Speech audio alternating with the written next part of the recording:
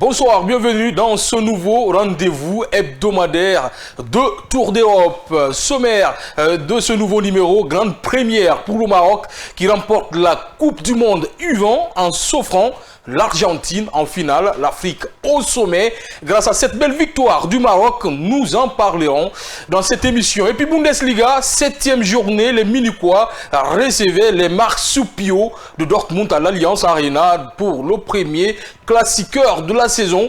Le Bayern dompte Dortmund et reste intouchable. Un match à oublier rapidement pour l'international guinéen Serhou Guirassy. Et puis, il est guinéen d'ailleurs, bien sûr, parce qu'il faut qu'on en parle. Mohamed Bayo marque son premier but avec Gaziantep contre Antalyaspor en championnat. L'attaquant guinéen a inscrit le 3e but de son équipe à la 31e du jeu. La résurrection de l'attaquant guinéen ou pas, c'est la question que nous allons poser à nos 3 spécialistes. Nous irons en Allemagne dans la deuxième partie de l'émission Premier League. Liverpool s'incline 2-1 face à Manchester United à Anfield, encaissant sa 4e défaite consécutive. Nous en reviendrons sur le temps fort de ce derby anglais. Pour finir, la Liga, une nouvelle fois buteur dimanche lors du déplacement à Getafe. Kylian Mbappé affole les compteurs comme un certain Cristiano Ronaldo. Avant lui au Barça, le grand rival annoncé sur le départ depuis plusieurs semaines, Robert Lewandowski, devrait être rapidement fixé sur son sort. Une réunion entre son agent et Joan Laporta est prévue ce lundi à Barcelone. Tour d'Europe, c'est maintenant, juste après ça.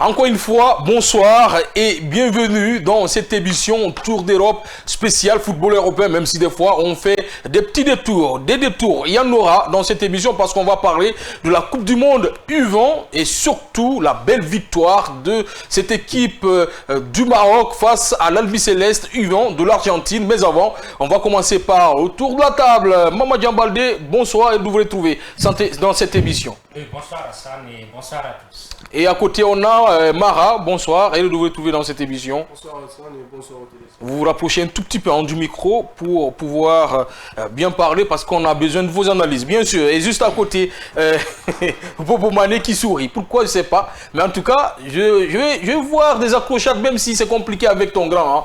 Mais on va voir. Bonsoir, et vous devez trouver dans cette émission. Bonsoir Hassan, bonsoir à toutes et à tous. Oui, c'est mon grand, mais voilà, 2 fois on n'est pas d'accord, voilà. Ben, c'est ça aussi le football. Mais c'est très rare. Hein. Il est trop conciliant. C'est très rare que vous ne soyez pas d'accord. Mais surtout quand il s'agit du Barça. Ah, oui, il est trop ça. conciliant parfois et voilà pourquoi ça ne peut pas être à 100% notre accord. Ah, pourtant, il faut être dur des fois. Ouais, mais c'est normal aussi hein, d'être dur. Il ne faut pas être catalan dans le sang et tourner autour du pot. Parce que c'est ça aussi la Catalogne. Parce que certains le font, c'est cela. Alors, on va commencer bien sûr cette émission. Je vous disais, le Maroc a remporté dans la nuit de dimanche à lundi au Chili le premier mondial U20 de son histoire en battant l'Argentine 2-0 au Santiago. Un sac historique qui confirme la montée en puissance du football marocain sur la scène internationale. Alors on va en parler bien sûr. Le Maroc, avant il y a eu le Ghana, mais aujourd'hui sur le Maroc on peut dire que le football africain au sommet du monde. Oui, c'est la preuve que c'est seulement la formation qui peut vous permettre d'atteindre les sommets. Et si certains ont cru que la demi-finale du Maroc lors de la dernière Coupe du Monde était un fait de hasard, là on a la preuve qu'il y a un travail de fond, il y a des centres de formation qui fonctionnent, il y a une formation à la base qui fonctionne et c'est la preuve la plus éloquente, le fait d'aller sur le toit du monde et de remporter le tournoi des moins de 20 ans, c'est une preuve éloquente. Moi je suis subjugué parce que je vois avec cette équipe depuis maintenant quelques années, je ne parle pas de l'équipe senior, je parle de l'équipe des jeunes avec cette équipe.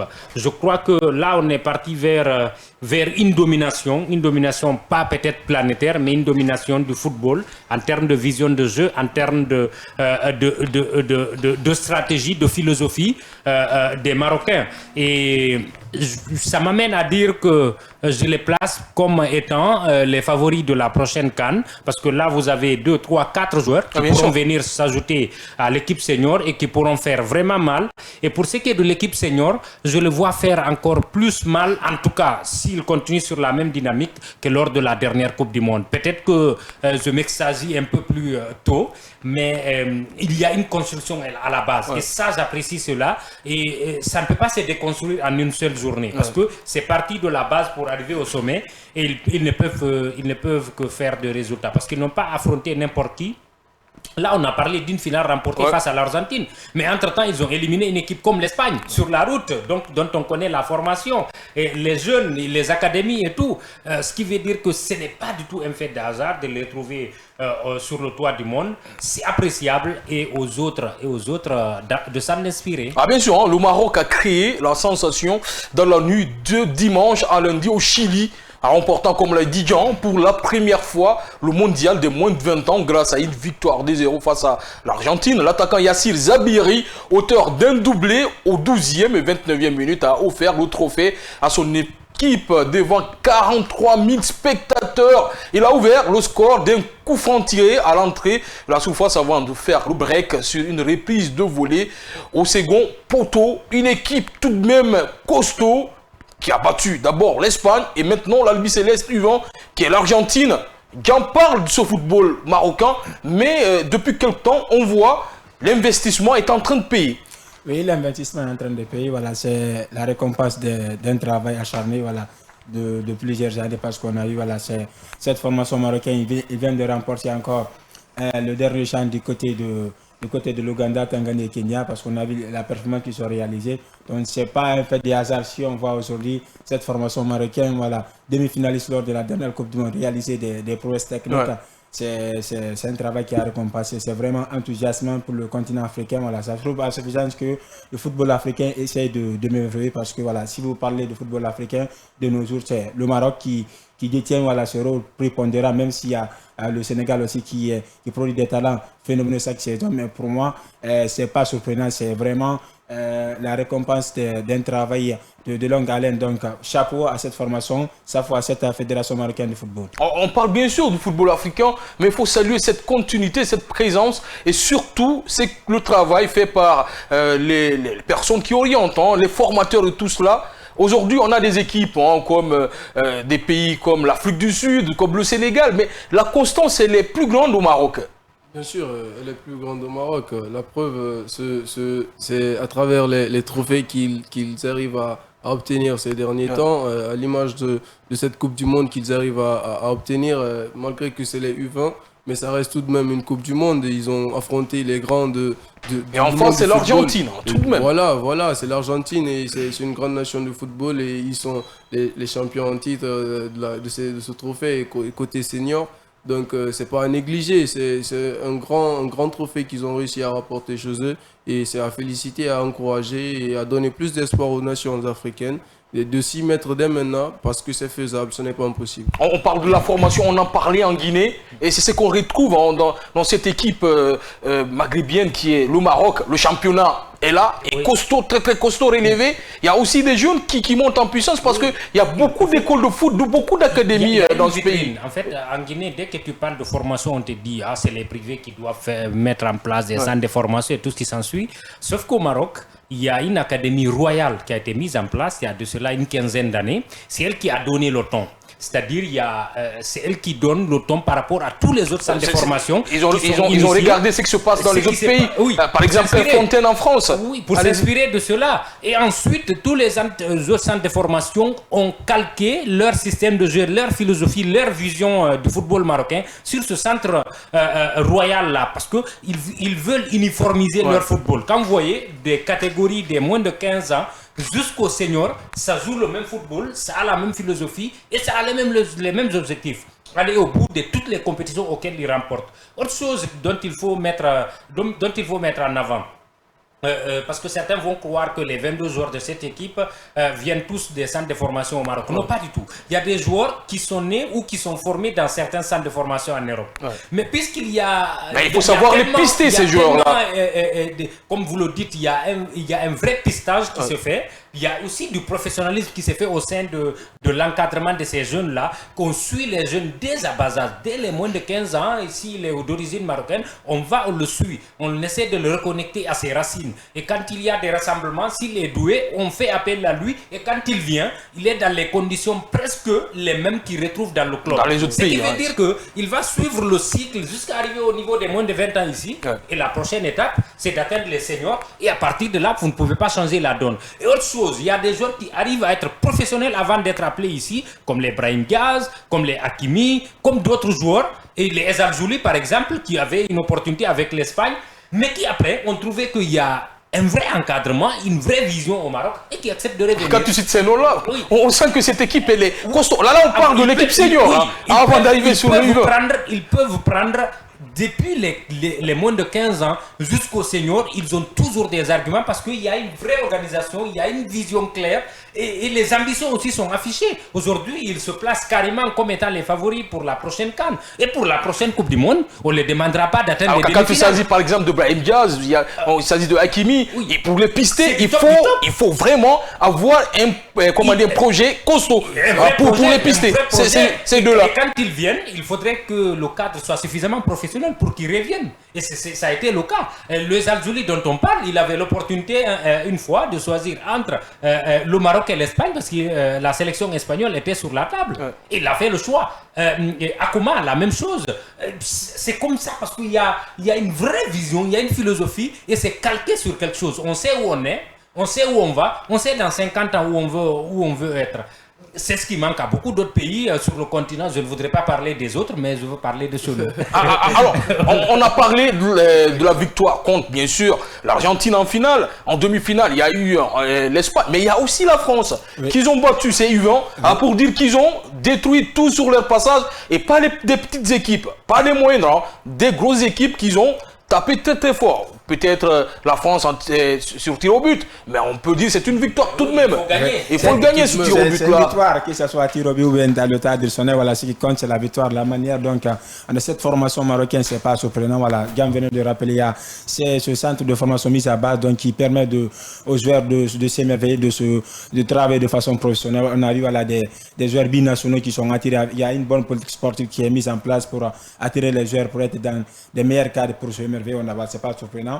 On a vu le Maroc cette formation parce que les Argentins étaient tellement confiants parce qu'ils disaient qu'ils allaient les manger, mais on a vu que c'était complètement différent. Donc chapeau une fois encore à cette fédération parce que remporter la compétition en Amérique du Sud, c'est pas donné à n'importe qui. C'est normal d'être confiant parce que quand on remporte 6 fois, ce trophée, on se dit dans la tête, c'est l'équipe africaine, ça va aller comme ça, on peut les battre cette équipe. Surtout que la dernière fois qu'ils ont affronté une équipe africaine en finale, ils avaient remporté, c'était en 2005, avec la génération Messi. Ils étaient confiants, c'était normal. 2008, ça, je pense.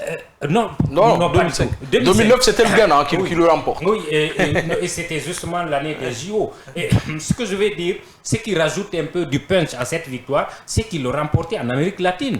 On connaît tous la difficulté de jouer à haute altitude. Les joueurs européens, quand ils partent là-bas, ils sont essoufflés. Et là, des Marocains sont partis faire des résultats. Là où des Argentins, pour la plupart, sont nés, ils savent comment ça fonctionne. Ils arrivent à les mater très bien en finale. Ils ont géré le match, je ne parle pas de la possession. Là, les Argentins étant les favoris sur le papier, avaient le ballon, mais les Marocains avaient un plan de jeu bien déterminé, ils savaient comment faire mal à cette équipe argentine. C'est ce qui a été fait et au moment... à des moments clés de la rencontre, ils ont pris l'ascendance et ils ont remporté le match. À Omaha, il y a une équipe qui avait commencé très très fort, qui a offert le premier trophée, cette Coupe du Monde U20 à l'Afrique, c'était le Ghana 2009, qui avait commencé très très fort, qu'on ne voit plus, même l'équipe senior ne se qualifie pas dans des grandes compétitions, on parle beaucoup de la Guinée, mais on oublie de parler de cette équipe du Ghana et surtout des institutions du Ghana. Aujourd'hui, est-ce qu'on peut dire que ce Maroc-là a repris le flambeau? Bien sûr qu'ils ont repris le flambeau. Ils l'ont prouvé déjà avec ce trophée qu'ils sont capables et qu'ils détiennent le monopole, en tout cas, avec cette incroyable réussite qu'ils ont eue en remportant ce trophée. Je pense que c'est à saluer et le Ghana, quant à eux, ils sont en contre-performance à l'image de chez nous, de notre pays. Ben, c'est à revoir. Sinon, ils ont des atouts aussi, mais pas pareil que le Maroc qui a une politique sportive exceptionnelle qui prend en compte les réalités de leur pays et qui met tout en place pour y parvenir. On peut dire attention au Maroc, le Ghana, c'était tout de même la meilleure équipe africaine qui a joué, la première équipe qui a joué les quarts de finale d'une Coupe du Monde senior. Et là, c'est la première équipe africaine tout de même qui a soulevé une Coupe du Monde U20 pour dire que ça avait très bien commencé. Donc on peut dire attention de ne pas tomber dans la facilité pour le Maroc. Oui, absolument, mais c'était de haut niveau, sauf que peut-être si on peut trouver une différence, c'est que le Ghana de cette époque était mené par des individualités, les frères Ayou et autres qui étaient des joueurs qui étaient des surdoués. La preuve, lorsqu'ils ont atteint le niveau senior, le Ghana a continué à être cet ogre-là qui atteignait toutes les demi-finales et les finales des compétitions, surtout en Afrique. Et dès que cette génération a commencé à baisser, le pays, en tout cas les résultats ont commencé aussi à baisser. Mais quand on voit aujourd'hui l'équipe marocaine, si on vous dit de ressortir 2-3 noms, carrément, vous aurez des difficultés, à part le Hakimi par exemple. Et pour le reste, c'est un collectif, qui fonctionne bien. Et pour ce qui est des jeunes, il y a certes le meilleur joueur dans cette équipe-là, mais c'est un collectif qui fonctionne très bien et pratiquement les joueurs sont interchangeables. S'il y a un motif d'espoir avec cette équipe marocaine, c'est en ce sens. Mais si je veux mettre un bémol par rapport à la prochaine CAN, c'est que les Marocains éprouvent toujours des difficultés à affronter des équipes subsahariennes. Et c'est ça le problème qu'ils auront. Mais peut-être que la chance, c'est la prochaine CAN se jouera chez eux. Le climat, c'est qu'ils le connaissent. Ils vont surpasser ces missions. Peut-être que c'est plus facile, mais en tout cas, ils rencontrent des difficultés à affronter des équipes de haut niveau en Afrique subsaharienne. En tout cas, le Maroc confirme la dynamique annoncée lors du mondial 2022 au Qatar, où sa sélection avait atteint la 4e place, plus plongée par la médaille de bronze remportée par son équipe olympique masculine aux Jeux olympiques de Paris en 2030. Le pays franchira une nouvelle étape en co-organisant la Coupe du Monde avec l'Espagne et le Portugal. Ça, c'est en 2030, pour dire que le football avance beaucoup plus vite au Maroc que les autres pays africains. Il faut dire la vérité. Oui, ça avance parce que voilà, il achète de travailler, il achète d'investir, de mettre en forme parce que contrairement aux autres pays, voilà, ici, c'est la propagande qui domine dans notre pays. Mais dans les pays maghrébins, on a eu presque, voilà, ils ont des infrastructures sportives dignes de nom. Donc, ça paye forcément parce que le football du côté de Maroc s'avance. Donc, ce n'est pas surprenant de voir l'équipe senior arriver jusqu'en demi-finale de la Coupe du Monde parce que les gens pensaient que c'était un fait d'hasard. Surtout battre le Portugal. Donc, Cristiano Ronaldo. C'est pas facile tout cela. Même la demi-finale face à la France, ça a été très compliqué pour les Bleus de décanter la situation. C'est surtout la situation que cette formation est pour le moment domine le football africain, même si il y a le Sénégal aussi qui est sur cette même lancée. Mais pour moi, le Maroc, il ne faut pas tomber sur la facilité. Mais moi, je le vois encore réaliser une meilleure performance lors de la prochaine CAN. Ça peut aller jusqu'au bout, cette CAN, la Coupe du Monde, ce Maroc-là. Ils ont les armes pour, et je crois qu'ils se sont préparés psychologiquement. La dernière CAN a été un vrai échec. Ils gardent ça à travers la derrière un fiasco, tout de même, parce qu'il y a eu la démission du sélectionneur et tout cela. Non, il est resté. Il a failli démissionner du moins. Il a failli même être limogé. Mais bon, contrairement heureusement à d'autres pays... qu'il est resté. Qu'il est resté. Contrairement à d'autres pays, il ne fonctionne pas. En tout cas, il ne fonctionne pas là-bas à coup de tête. Il ne se réveille pas un beau matin pour remplacer un coach, alors qu'il est sur une attention, bonne dynamique. Là, tu attaques qui attention. Personne. Non. On ne soulève pas un coup de tête pour chasser un sélectionneur. Ça veut dire quoi projet. Et là, tellement que ça a été très mal vécu au Maroc, ils se sont préparés psychologiquement à affronter la prochaine CAN. Là, ils sont sur une dynamique, je crois, de 15 matchs sans défaite, ce qui est historique en Afrique depuis la fin de la CAN. Ce qui veut dire qu'ils sont très bien armés. Et là, ils arrivent, contrairement peut-être à la CAN dernière, avec ces sentiments qui ne sont pas forcément les favoris, même si sur le papier ils le sont, qu'ils doivent le prouver, malgré qu'ils soient à domicile. Et ça c'est... Excusez-moi, ça c'est un atout et il peut faire quelque chose. Vous pouvez boire de l'eau. Restez avec nous, ça peut être que du gâchis. Restez avec nous. En tout cas, on dit grand félicitations bien sûr à cette équipe du Maroc. On va continuer cette émission. On va filer en Allemagne. Foot, le Bayern Munich a une nouvelle fois imposé sa loi ce samedi 18 octobre en s'offrant le classiqueur face au Borussia Dortmund, débutant à l'Allianz Arena. Une victoire maîtrisée qui permet aux hommes de Vincent Kompany de poursuivre l'air impressionnant sans faute. Cette victoire en 7 matchs C'est pas ce qui nous intéresse, nous. Pas la victoire du Bayern Munich. Ce qui nous intéresse, c'est ce monsieur-là, Serhou Guirassy, qui joue dans cette équipe, qui a été malheureux dans ce match, on peut le dire. Oui, malheureusement, je pense que c'est une défaite au goût amer parce que voilà, le Borussia Dortmund a eu des occasions pour revenir dans le match. Voilà. Serhou Guirassy, il a eu des occasions, il a été altruiste. Karim Adibi n'a pas été efficace dans les buts. Moi, je pense que c'est une défaite à goût amer parce qu'il avait des opportunités de revenir dans le match, même si le Bayern était un peu en dessus lors de la première explication. En seconde explication, on a vu, c'était un peu compliqué. Voilà, même la sortie de base, c'était un peu compliqué pour cette formation de Dortmund. Et je continue à le dire, pour moi, c'est le moment pour Serhou Guirassy de quitter parce qu'on sait déjà cette formation, chaque saison, voilà, c'est l'éternel deuxième du côté du championnat allemand. Il arrive à faire des performances, mais jamais il va remporter la Bundesliga face à cette formation bavaroise. Donc, ça devient compliqué. C'est une défaite qui fait très mal. On espère qu'ils vont se relever par la suite. On pensait que l'année passée, en Guirassy, il allait partir dans un club. Les grands clubs ne se bousculent pas. Il est resté dans cette équipe de Dortmund. Est-ce que c'est la meilleure solution? Parce que ce qu'on est en train de voir, franchement, ça commence à se compliquer. Bien sûr, ça se complique et espérons que ça ne se répercute pas sur lui psychologiquement. Parce que la prestation qu'il nous a montrée la dernière fois lors de ce Classico reste à désirer.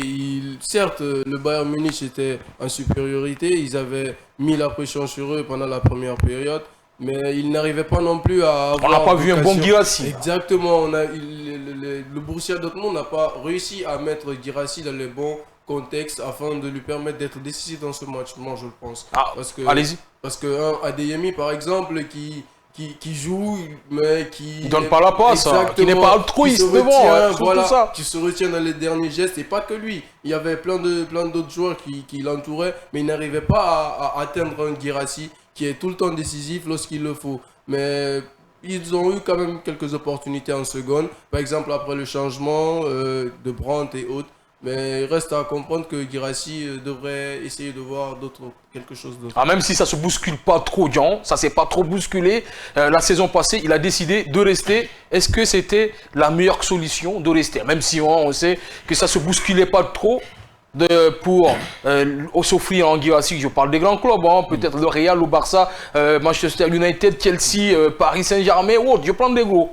Non, et pour moi, c'était une saison de trop. Malheureusement, j'espérais me tromper avant le début de la saison parce que pendant tout le mercato, je militais pour qu'il change de club parce qu'il avait atteint un certain niveau où il avait dépassé le niveau de ce club-là. Et malheureusement, les joueurs qu'il a à côté ne sont même pas à 60, même à 70% de son niveau, ni de sa mentalité, autant pour moi. C'est-à-dire, vous pouvez ne pas avoir un niveau extraordinaire, mais si vous avez une mentalité de gagnant, une mentalité collective, qui pense au collectif avant de penser à soi, il n'y a pas de raison que vous ratez certaines occasions et que vous baissiez la tête quand vous avez un adversaire bien démarqué. Vous voulez dire que ça impacte son jeu? À la fois, ça impacte son jeu, mais ça impacte les résultats de l'équipe. Si vous avez des coéquipiers qui font tout pour perdre la lumière, et vous voulez tout faire pour que le collectif puisse gagner, c'est-à-dire tout le monde ne tire pas dans le même sens.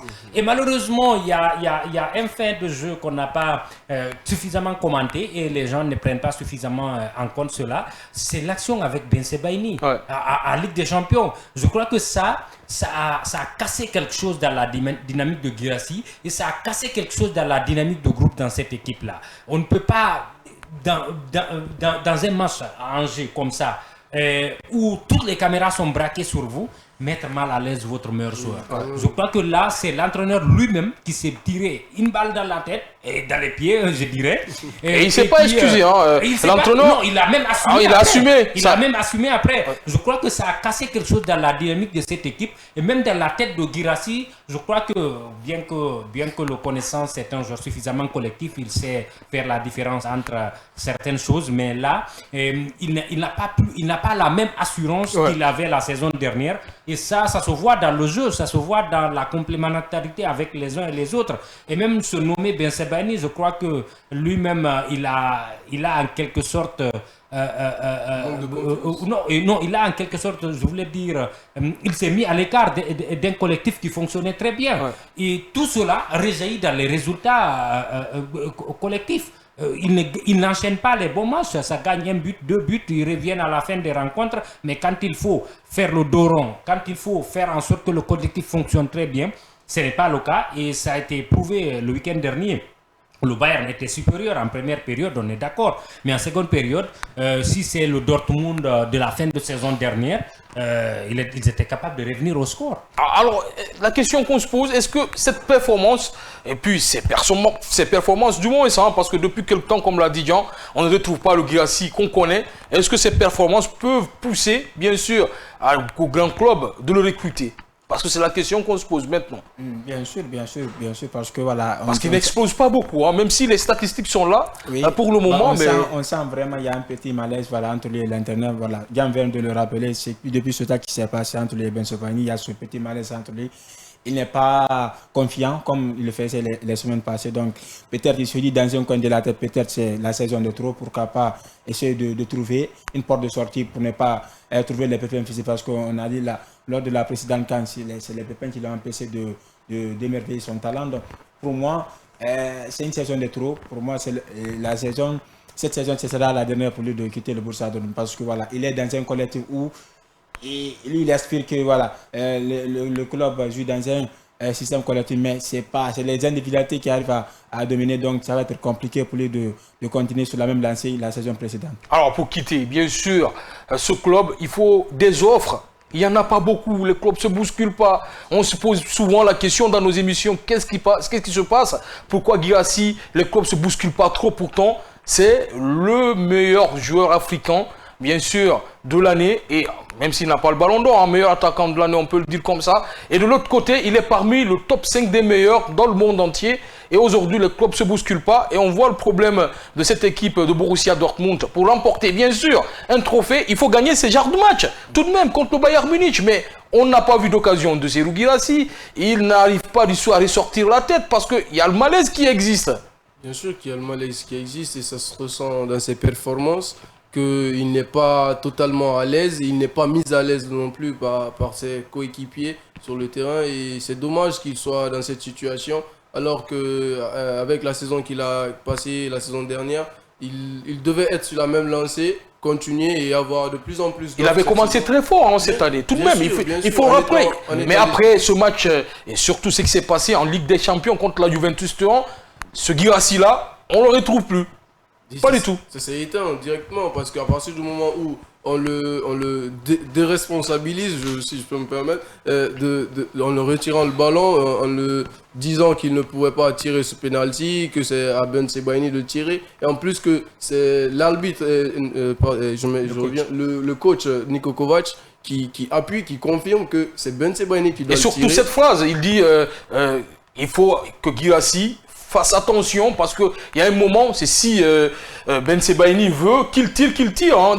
Tout ça, ça fait très très mal mentalement. Même si Guirassy, comme l'a dit Jean, mentalement il est costaud aussi. Hein. Il est costaud, il cherche tout de même à rester professionnel et à faire ce qu'il doit faire. Mais c'est dommage à voir et à ressentir ça dans son club à partir du moment où tu es la grosse tête, on peut dire, de et c'est la grosse tête. Bien sûr que c'est la grosse tête et c'est lui seul qui est en mesure de sortir avec des statistiques incroyables en sortant meilleur buteur de la Ligue des Champions de la saison dernière et en remportant le soulier d'or cette année. Et donc c'est juste incroyable de voir la manière dont ses coéquipiers se comportent envers lui. Le minimum de respect lui serait redevable et ce serait nécessaire de lui retourner l'ascenseur. Un minimum de respect, hein, tout de même. C'est petit, mais minimum de respect. C'est tout de même le meilleur buteur de la Ligue des Champions, deuxième meilleur buteur de la Bundesliga. Et le meilleur buteur du club. Le meilleur buteur club. Et la même chose l'année passée. Il n'a pas été meilleur buteur de la Ligue des Champions, mais il a été deuxième meilleur buteur de la Bundesliga. Et d'Europe.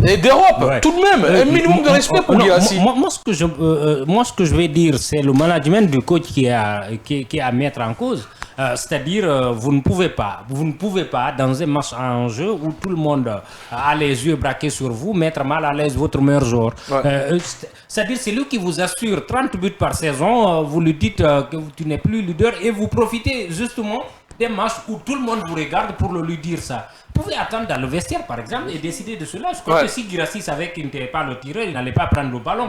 Et c'est lui qui a cassé la dynamique de cette équipe-là. Et vous savez, quand vous êtes un joueur de niveau de Guirassy dans une équipe, une fois que vous avez des appréhensions, il y a d'autres coéquipiers qui abondent dans votre sens, qui parfois pensent comme vous, même si on sait tous que ce sont des professionnels, mais ils ont des réticences et tout. Ça peut créer une sorte de clanisme dans une équipe. On ne dit pas que c'est ce qui arrive, mais force est de constater que depuis ce match-là, non seulement la dynamique de Guirassy est cassée, mais la dynamique du groupe est cassée. Parce que si vous avez un joueur qui vous assure au moins un but par match, et il ne marque pas, et les autres ne marquent pas non plus, même quand ils ont le ballon, ce qui veut dire que vous n'avez pas les résultats que vous voulez. Et c'est au coach d'en assumer. Je crois que c'est à partir de là qu'il a cassé tout. Et s'il y a des responsabilités à ses pieds, il faudrait commencer par lui. Il va partir pour vous, Guirassy, la saison prochaine, tout de même. Même s'il n'y a pas un gros qui demande moi, je veux l'acheter. surtout qu'il se reprenne, c'est-à-dire qu'il continue à mettre ses stats. Les gros viendront, mais vous savez, quand vous baissez en performance, surtout qu'il y avait des appréhensions lors de la première saison, on disait, ah oui, il a la chance du nouveau venu, les défenseurs ne le connaissent pas et tout. Il a confirmé, et là, jusqu'à maintenant, il est pratiquement dans cette même posture. Les grands clubs se disent, est-ce que ce n'est pas un feu de paille, est-ce que...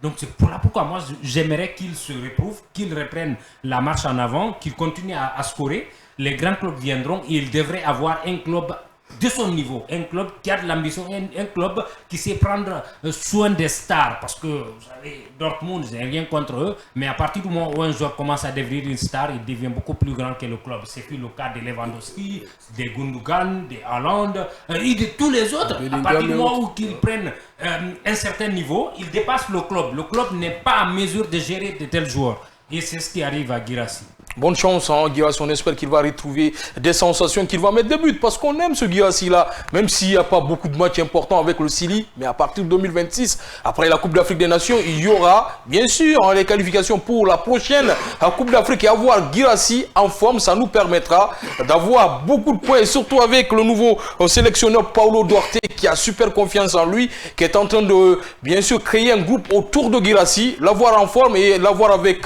le mental costaud nous permettra bien sûr d'obtenir la prochaine qualification de la Ligue, pas la Ligue de la Coupe d'Afrique des Nations. Et on espère qu'il va revenir. Enfin, on va continuer bien sûr cette émission. On va parler toujours des Guinéens d'ailleurs. Maintenant, Mohamed Bayo, je vous en avais parlé. Il a marqué son premier but avec Gaziantep contre Antalyaspor en championnat turc. L'attaquant guinéen a inscrit un troisième but de son équipe à la 31e minute de jeu. Est-ce qu'on peut dire que c'est la résurrection de notre attaquant? Il a tout de même le niveau pour aller briller en Turquie, en tout de même le Guinéen. Mais on espère qu'il est revenu en forme. Est-ce qu'on peut dire que c'est la résurrection? On peut le dire, on peut se le permettre parce que voilà... Même si c'est son premier but en 4 matchs. Oui. Et il a passé des moments difficiles de côté. Tout de même, hein? Oui, tout de même, mais il a passé des moments difficiles de côté de France. Donc pour moi... Avant d'atterrir en Belgique et maintenant en Turquie. Hein, pour moi, c'est l'occasion... C'est quand même... C'était un attaquant prometteur, Bayo. C'est un attaquant prometteur, mais je pense qu'il a ce manque de professionnalisme qui l'empêche parce qu'il a ce côté, disons, non professionnel qui l'empêche. On a vu avec l'équipe nationale, chaque fois, il y a des discutes avec l'entraîneur. Et surtout, c'est un grand fêtard. C'est un grand fêtard. Ouais, donc, on pense voilà, c'est l'occasion pour lui de se relancer. Le championnat, c'est un championnat. On a eu beaucoup d'Africains qui sont passés là-bas pour se relancer. On a vu l'international nigérien Victor Osimhen voilà, qui s'émerveille là-bas, qui s'est acclimaté. Beaucoup de joueurs sont passés là-bas. Donc, j'espère que voilà, ça sera la saison de la réalisation, la saison de relance pour Mohamed Bayo parce qu'on n'a pas un remplaçant de Saou Guirassy. La résurrection ou pas de Mohamed Bayo? Est-ce que vous avez confiance qu'il peut revenir à Mohamed Bayo? Moi, je reste tout de même sceptique sur sa performance, sur sa saison qu'il aura à Gaziantep. Parce que, bon, 4 matchs pour un attaquant qui performe que sur un seul match, espérons, donnons-lui la chance. Tout de même les plus grands, même les plus Lionel Messi, Ronaldo, on fait quelques matchs sans marquer de but. Hein, tout de même. C'est le meilleur. Ça peut arriver. On ne peut que lui l'imposer et être encore plus exigeant envers lui pour qu'il soit encore plus exigeant. Il fait de son mieux quand même, mais on doit espérer encore mieux. Espérer voir plus de buts dans les prochains matchs et être encore plus décisif avec Gaziantep. Ce qui serait mieux pour les statistiques. et c'est ce qui serait mieux pour lui-même. À ce but, Jean, peut-être le but du déclic pour l'international guinéen, Mohamed Bayo. Oui, ça peut être le déclic et ça doit être le déclic. J'ai envie de dire, vous parliez tout de suite de résurrection. J'ai envie de répondre à cette question. Ça dépend de lui, ça dépend de ce qu'il veut. S'il fait tout ce qu'il doit être fait, il va redevenir le talent, il n'en manque pas, qu'on a connu. Oui, c'est justement ça. Mais s'il continue à faire tout ce qu'il a fait les 2 dernières saisons, il va être dans le ventre mou, marqué une fois sur 4 matchs ou peut-être sur 5 matchs et tout. Et on va s'extasier devant ses buts parce qu'il ne marque pas aussi des buts à l'arraché. Il marque des buts, des vrais buts. Quand tu vois, tu sens que c'est un attaquant vraiment doué. Mais surtout, on se souvient ce but magnifique, la dernière seconde contre la Guinée équatoriale. Mais il faut placer ses têtes. Il faut être un attaquant pour placer ses têtes. Oui, c'est-à-dire il ne manque pas de talent, il ne manque pas de niveau. Et moi, pratiquement, je n'ai pas du tout, je ne doute pas de lui. Ouais. Mais tout est caractériel, tout est comportemental. C'est à ce niveau qu'il doit revoir, qu'il doit travailler, qu'il doit avoir beaucoup plus d'exigences envers lui-même pour être performant. Vous ne pouvez pas ne pas faire ce qu'il doit être fait à l'entraînement. Vous ne pouvez pas dormir aux heures que vous voulez et puis performer sur le terrain. Il y a des sacrifices à faire s'il veut revenir. Enfin, Ndono qui a été un grand fêtard, mais absolument. Toujours en forme. Pas forcément. Il a toujours été en forme tout de même. En fait, vous savez, quand vous êtes surdoué, vous avez l'impression de surnager. Quand vous êtes à bas âge, vous avez moins de 30 ans et tout. Mais à partir du moment où vous avez 30 ans, vous n'arrivez plus à vous exprimer. Et ce qui est arrivé à Eden Hazard, à Ronaldinho, vous voulez dire, allez-y. Beaucoup d'autres joueurs. Et même le Fenduro dont on parle, il aurait pu faire une meilleure carrière. Une meilleure carrière s'il avait une meilleure gestion. Même si récemment je le suivais, il disait qu'il ne regrettait rien. On comprend, c'est pas ce qui. Mais pour revenir à Bayo, ce que j'ai envie de dire, il est jeune. On a l'impression qu'il a 30 ans. Non, il a débuté jeune. Ce qui veut dire qu'il a le temps. Qu'il doit mûrir. Surtout qu'il doit comme Ansu Fati, bien sûr. Oui, qu'il doit mûrir, qu'il doit savoir que. Il y a des sacrifices à faire s'il veut redevenir celui qu'il a été à Genga. Hein. Ouais. Oui, dans cette équipe, il a fait une excellente saison, mais à partir de là, on l'a perdu de vue parce qu'il n'a pas fait ce qui devait être fait. Et le talent, il en a. Le Havre, c'est tout de même passable.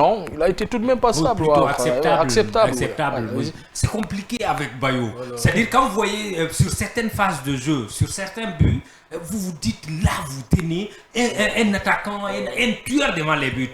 Mais il vous enchaîne 2-3 matchs après, vous vous dites c'est un gâchis. C'est pas possible. Oui, c'est un gâchis. C'est ça le problème avec Bayo. Tout de même, avoir Bayo en forme, c'est bon d'abord pour son club, mais c'est aussi bon pour Paulo Duarte.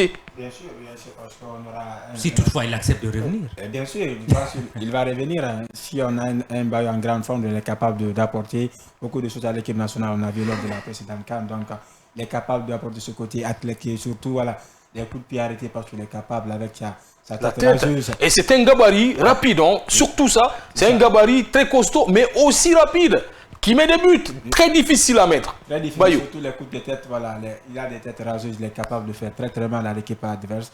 Donc on espère qu'il va continuer sur le même lancé. Même si, voilà, Yann venait de rappeler, c'est très compliqué avec lui.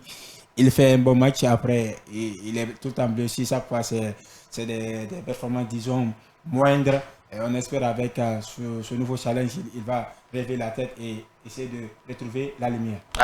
Il y a des buts qu'il met, mais il faut les mettre, ces buts-là. On se rappelle du but contre le Cameroun, le premier but de la Guinée en Coupe d'Afrique des Nations 2024 en Côte d'Ivoire. Il fallait faire le forcing pour mettre ce but-là. Et ce Bayo, c'est ce renard de surface-là qui se bat jusqu'à mettre ce but. L'avoir avec le Sili en forme, c'est un atout de plus avec Serhou Guirassy. Même si... je pense, deux entraîneurs, deux sélectionneurs ont essayé la paire, mais ça n'a pas marché. Serhou Guirassy, Bayo, ça n'a pas du tout marché. L'avoir peut-être sur le banc, peut-être, ça peut aussi aider. Bien sûr que ça reste tout de même un joueur de qualité, un attaquant complet. Certes, il manque de constance, mais il est tout de même un attaquant complet. Il ne manque pas de tête ni de coups de pied. Il a des frappes exceptionnelles et dans les airs, c'est difficile de le battre, de le mettre au sol. Il est costaud dans les duels.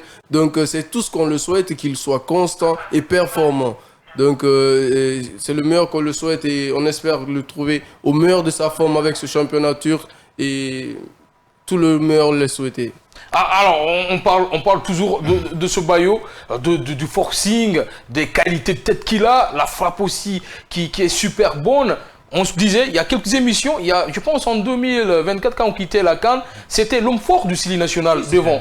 Mais se voir rétrogradé après l'arrivée de Michel Doucier, est-ce que ça n'a pas aussi joué mentalement sur le joueur guinéen? Il a mal digéré cette situation. La preuve, lors du premier rassemblement, il est venu, mais on sentait, on le voyait sur son expression faciale qu'il était mal à l'aise de passer des titulaires indiscutables à remplaçant qui ne jouait pratiquement même pas une minute. Il a mal digéré cela et je crois que peut-être que c'est l'un dans l'autre, le coach qui n'a pas peut-être suffisamment bien communiqué ou que lui, il a mal compris ce qu'on lui a dit ou qu'il ne voulait pas du tout accepter cela, mais c'est quelque part difficile. Mais quoi qu'il en soit, un professionnel doit savoir cela et de toutes les façons, il faut se battre pour sa place. Et s'il a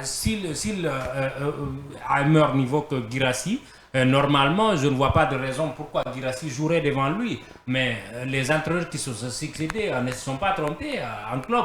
C'est la forme du moment et Guirassy a été le meilleur. En tout cas, on peut que dire bonne chance, bien sûr, à notre international guinéen, l'attaquant prolifique de la Guinée, surtout lors de la CAN qui nous a fait rêver. On espère qu'il va revenir rapidement parce qu'il a répondu où tout le monde n'attendait pas qu'il allait répondre. Tout de même, l'attaquant guinéen, il pouvait ne pas répondre aussi au Sili national de Guinée, mais il a accepté de venir. Il n'a pas attendu ses 30 ans. Voilà, il n'a pas attendu ses 30 ans, il a accepté de venir, là où il était en forme aussi. C'est pourquoi ça se voit suffisant. Il a besoin de soutien. Il a besoin de soutien, parce que voilà, il nous a fait rêver lors de la CAN. Quand il est là, voilà, vous avez dit c'est un joueur costaud, il a des frappes exceptionnelles, des qualités de coup de tête raseuses, capable de faire très mal. S'il est constant, c'est un attaquant qui est redoutable. Est-il à notre équipe nationale, il va être redoutable. Et pourquoi pas le nouveau coach qui est là, pourquoi pas essayer le duo avec Seo Guirassy pour tenter encore une nouvelle performance. On va continuer cette émission maintenant, on va filer en Angleterre, Premier League. Liverpool a reçu Manchester United ce dimanche à Anfield pour la 8e journée de Premier League. Et le choc a démarré sur les chapeaux de roue dès la 2e minute. Ryan Mbeumo a profité d'une frappe déviée pour ouvrir le score et offrir l'avantage aux Red Devils. Les Reds ont tenté de réagir, mais ils ont peiné à se montrer dangereux malgré une possession largement en leur faveur. Les minutes suivantes ont été rythmées par les occasions franches des deux côtés Liverpool, notamment par Gakpo, et Salah a touché le poteau à 2 reprises et a multiplié les frappes cadrées manquées. De son côté, United s'est montré solide en contre et a obligé Mamardashvili à plusieurs interventions décisives. Au fil de la première période, Liverpool a progressivement trouvé son rythme et multiplié les combinaisons, mais la pression a fait défaut dans la zone de vérité. Gakpo, Salah et Isaac se sont montrés proches d'égaliser, mais le poteau de Lams ont maintenu United devant au score dans les deux zones techniques. La tension est montée, témoignant de l'intensité de ce derby historique. Une première pour United depuis 9 ans. Tout de même, une victoire magnifique pour les Mancuniens. Oui, je crois que notre ami Chouaib aurait aimé être là pour commenter cette rencontre. Parce que ça faisait un moment qu'il n'avait pas souri à Anfield. 9 ans tout de même. Oui, il venait à chaque fois prendre les valises dans ce stade-là. J'ai envie de dire que j'espère que ça va servir de déclic pour cette équipe de Manchester qu'on avait tous enterré, moi en premier. Je ne les voyais pas du tout battre Liverpool, malgré que ce soit un Liverpool maladif cette année, mais je ne les voyais pas du tout les battre. Et on va espérer que ce soit un déclic pour eux afin qu'ils réalisent une meilleure saison que la précédente, parce que là, ils commençaient à s'enfoncer, ils commençaient à toucher le fond. Et pour parler de Liverpool tout de suite, et j'ai envie de dire que ça sent le rouge du côté des Reds. Ça devient de plus en plus compliqué. C'est la 3e défaite d'affilée, 2 en championnat, une en Ligue des Champions, ce qui veut dire que ça ne marche pas très bien. Ça ne marche pas du tout déjà. C'est les champions en titre. C'est l'équipe en principe qui est censée être la plus forte du championnat, c'est l'équipe qui a le plus recruté, plus de 500 millions dépensés. Et malheureusement, toutes les recrues, en tout cas, la plupart des recrues ne donnent pas satisfaction. Et on se retrouve avec une équipe qui est quasiment coupée en deux. La défense joue de son côté, l'attaque la même chose. Et les forces vives de l'année dernière, Gravenberch, qui était intraitable au milieu de terrain, est devenu l'ombre de lui-même. L'Argentin McAllister n'a plus la même magie qu'il avait la saison dernière. Et Salah, il me semble même qu'il est malheureux. Je ne vois pas le Salah qui a le punch, l'envie de changer les matchs comme la saison dernière ou les saisons précédentes. Ce Liverpool est inquiétant, mais je suis plutôt content de revoir ce Manchester United-là, je dirais pas à son meilleur niveau, mais battre une équipe comme Liverpool. En tout cas, ce Liverpool a poussé pour espérer égaliser, mais n'a pas pu le faire. On peut dire que cette équipe de Manchester United nous a émerveillés. Surprise ou pas? Pas surprise. Moi, je ne suis pas surpris parce que... Pourquoi? C'est quand même Manchester United. Oui. Tout de même. Oui, vous savez, c'est Manchester United. C'est une équipe qui est malade. C'est une équipe méconnaissable pendant ces derniers temps. Mais c'était en face une équipe de Liverpool malade qui, depuis le début du championnat, gagne les rencontres en fin de match, souvent par les coups de pied arrêtés. Donc, cette équipe traversait une période difficile, une période façade. Donc, c'était vraiment pas surpris parce que dès l'entame, on avait un Brahim Mbeumo décisif. On a vu l'entrejeu du côté Mancini était vraiment attenant. On a vu un Matheus Cunha, un Bruno Fernandes très répondant, répondant dans le jeu. Ils ont créé beaucoup de problèmes à cette formation des Reds de Liverpool. C'est inquiétant pour les Reds de Liverpool. On espère, après cette défaite, ils vont relever la tête. Et côté Mancini, on espère que ce sera le match de déclic. En tout cas, Manchester United a tenu tête et tenu bon jusqu'à la fin de cette rencontre. 3 points de plus, mais pas contre n'importe équipe. C'est le champion d'Angleterre. Ça peut être, comme l'a dit, comment on l'appelle Mané, ça peut être un déclic pour Manchester United. Bien sûr que ça doit être même un déclic parce que c'est leur deuxième victoire consécutive à Manchester United. C'est une dynamique énorme, tout de même. Bien sûr. Après le début de saison catastrophique qu'on a vu, c'est que les 2 matchs positifs qu'ils ont eu. Donc c'est à saluer, c'est à encourager. Parce que là, il n'a qu'à regarder la performance qu'ils ont proposée hier. Ils ont tenu bon, c'était solide défensivement. Ouais. Certes, il y a eu quelques pépins. Quand même, il faut retenir qu'ils sont face à un Liverpool. Peut-être pas au meilleur de leur forme, mais qui ont fait tout de même de leur mieux pour les mettre en difficulté. Et ne pas leur donner la peur du cœur dans la défense. Parce qu'on a vu à travers les sorties, les parades sorties par leur gardien et la barre transversale qui les a aidés sur le côté. Donc sans ces interventions... Et cette fois, Maguira, tu es bien tenu. La barre, tout de même. Bien sûr.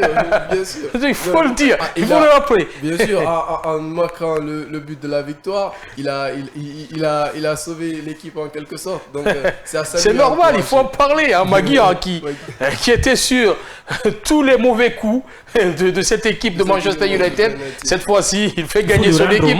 C'est quand même, il faut lui rendre hommage tout de même. On est les premiers à tomber sur lui quand il fait des erreurs. Mais là... il a sauvé son équipe. Et puis, c'est le derby d'Angleterre. On parle de beaucoup de derby, mais c'est le véritable derby. C'est les 2 clubs les plus titrés du championnat d'Angleterre. Et ça a toujours été un véritable combat. Ce qui a changé, ça, c'est parce que le Manchester était tombé un peu dans les abysses du championnat ces dernières années. Sinon, c'est une vraie rivalité entre ces 2 équipes. Et c'est inquiétant quand même pour Liverpool. Oui, c'est très inquiétant. Surtout qu'ils ont recruté pratiquement à tous les postes avec des joueurs d'excellent niveau qui étaient les meilleurs quasiment dans les clubs où ils étaient. Le problème, c'est qu'on a l'impression que ceux qui étaient là et ceux qui sont venus ne conjuguent pas le même football. Et ça, c'est un problème alors que la saison a débuté. Et malheureusement, peut-être que j'aurai tort dans 1 ou 2 semaines, mais Arnaud Slot, il me semble qu'il n'a pas les ressorts tactiques pour gérer cette équipe en ce moment. Depuis hier, on est en train d'entendre le nom de Jürgen Klopp dans les vestiaires de Liverpool. Le retour de Klopp ou pas? Allez-y. Non, je ne dis pas qu'il ne sera pas limogé, mais ça prendra un peu de temps. Mais ce qui est inquiétant, c'est que les joueurs qu'il a envoyés ne s'intègrent pas dans le collectif. Et malheureusement, on dirait que ceux qui étaient là ont perdu confiance. Wirtz, par exemple, il est rentré en seconde période hier, mais les autres matchs, il était toujours là, il n'a pas donné. Jusqu'à présent, aucune passe décisive, aucun but. Et en attaque, Isaac, pratiquement, ce n'est pas le même qu'on avait à Newcastle. De toutes les recrues, la seule qui donne plus ou moins satisfaction, c'est le joueur sur lequel, en tout cas, moi, je ne comptais pas du tout, c'est Ekitike. C'est lui seul qui marque et qui donne des. Donc, je vois qu'il a été énorme. Hein. Il a été énorme. Il a été super. Les précédents, il marquait, il donnait des passes décisives. Et de l'autre côté, tout le monde, Salah, j'ai envie de répondre là-dessus. Je ne reconnais pas Salah.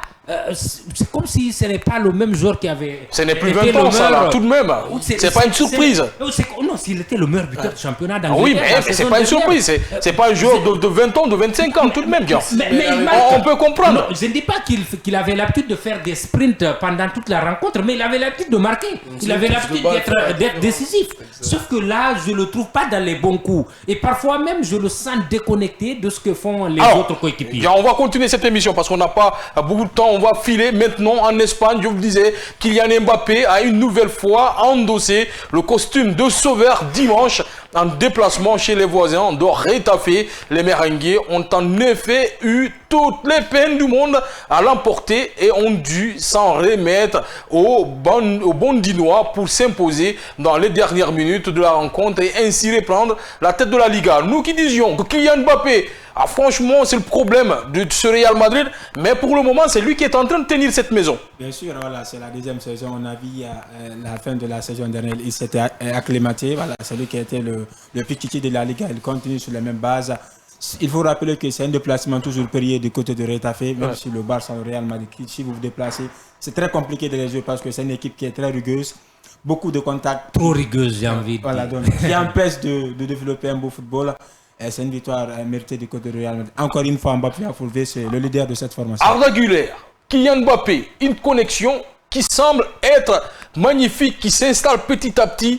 Il se trouve même dans les yeux fermés, même quand il ferme les yeux, il se trouve comme ça, Kylian Mbappé, Arda Güler. C'est comme si ils ont commencé à jouer ensemble depuis des années. Tout de même. Bien sûr, et c'est la connexion qui sauve le Real. Exactement. Depuis quelques semaines. C'est eux qui sont la seule solution, je pense, aujourd'hui, avec ce Real Madrid. Ils arrivent à se trouver, à créer des opportunités à seulement eux deux, à travers une touche ou deux touches de balle. C'est important de leur laisser le temps de s'adapter encore plus et de performer ensemble, d'évoluer ensemble, parce qu'ils arrivent à être décisifs à deux plus que tous les autres autour. Alors je parle de cette connexion, on en parle dans cette émission. Je parlais que ces deux-là pouvaient se trouver même avec les yeux fermés, mais on peut aller au-delà de ça. Il sait où s'arrêter en Kylian Mbappé pour demander le ballon, et Arda Güler sait à quel moment laisser ce ballon. C'est qui manquait au Real Madrid. Ça aide énormément. Il faut dire que Mbappé avait du mal surtout à demander le ballon vers l'intérieur. Il était plutôt placé sur les côtés, il demandait vers l'extérieur. Mais là, je crois qu'il lui-même, il a étoffé son jeu. Je le vois beaucoup plus attaquant que la saison dernière, ce qui veut dire qu'il y a un travail peut-être supplémentaire qu'il est en train de faire pour s'habituer à ce poste de numéro 9 là. Mais pour ce qui est d'Arda Güler, je crois qu'en donnant des caviars à Mbappé, il sauve sa place. Il sauve sa place comme ça parce que avec le retour de Bellingham, moi je le voyais cirer le banc. Mais s'il continue à donner des passes, et puisque c'est Mbappé seul qui marque pour le Real, il n'y a pas de raison qu'il ne continue pas à jouer. Et attention, ce jeune, il a dit en conférence de presse, même si aujourd'hui Xabi Alonso lui propose la place de goalkeeper, il allait l'accepter parce qu'il a confiance. Non, il va accepter, mais sauf qu'il peut être performant quand il joue à son poste. Et à son poste, il y a beaucoup de joueurs qui lorgnent, peut-être même Bellingham. Et s'il faut faire un choix, je vois mal Alonso le choisir devant Bellingham. Mais encore une fois, ce qui peut le sauver, c'est qu'il donne des caviars à Mbappé. Et que pour le moment, c'est Mbappé qui est le scoreur du Real. Et ça change tout dans une décision d'un coach. Il pense en fonction de ça aussi. Qui met à l'aise mon attaquant? C'est Arda Güler. On n'a plus le temps. On va s'arrêter là-dedans. On aurait dû, bien sûr, parler très rapidement de Kylian Mbappé avant de parler de Lewandowski. Mais ce n'est que partie remise. On va en parler le mercredi dans le Tour des d'Europe à partir de 8h. Non, pas mercredi, jeudi, à partir de 8h00. Mais avant de nous séparer, on va commencer par vous, bien sûr, Mané, votre carton de la semaine. Carton vert pour le gardien de Manchester, Lamens. Le gardien belge, il a été énorme, il a été héroïque. Ça, lui, je pense que ça, lui, Manchester n'aurait pas remporté la victoire face à Liverpool. Des flèches sur le gardien camerounais, tout de même. Qui est parti. Alors, de l'autre côté, on a Bobo, votre carton. Mon carton serait pour... Mara du moins, allez-y. Mon carton serait pour le joueur guinéen qui a performé avec... Comment je pourrais Bayo dire Bayo, exactement. Bayo. Non, Aboulaye Touré. Aboulaye Touré. Ah, mais il a marqué un but magnifique tout de même. Un but somptueux avec... Même si 5-2. La large défaite, 6-2 face à l'Olympique de Marseille et un Greenwood aussi qui a fait une performance XXL en inscrivant un quadruplé. Donc ça a salué. Votre carton vert, c'est qui? C'est Greenwood ou non, mon carton vert reste pour l'international guinéen. Alors, allez-y rapidement. Je reste barcelonais. J'ai envie de faire un coup de cœur à un joueur dont on ne parle pas suffisamment, c'est Rashford. Rapidement, parce qu'on apporte quelque chose au Barça. Beaucoup en doutaient, mais je crois qu'il apporte quelque chose. Un carton vert, un Bayo, en tout cas, j'ai envie de le voir dans le meilleur de sa forme, ce Bayo-là. Un autre carton vert à l'ensemble de la technique de la régie, mais aussi à la rédaction sportive qui m'a aidé à préparer cette émission. On se retrouve demain à partir de 8h00 dans l'émission Tour des World Sport avec Amadou Mazor Diallo.